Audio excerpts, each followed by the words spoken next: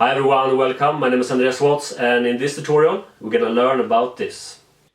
Okay, so in this TikTok tutorial we're gonna learn how to delete TikTok video in 2019. Alright, so to make sure you're up to date with this tutorial, just go to Play Store or App Store, search for TikTok, click on Update.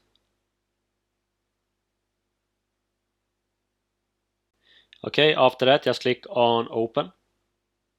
Okay, and in the bottom right corner click on your profile image. Alright, so I'm gonna delete this video. Just click on the video.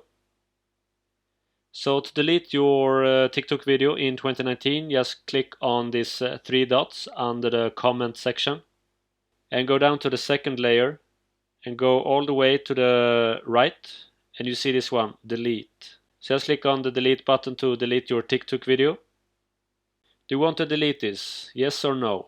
So I'm gonna delete this by clicking on delete. Like that, so the video is gone.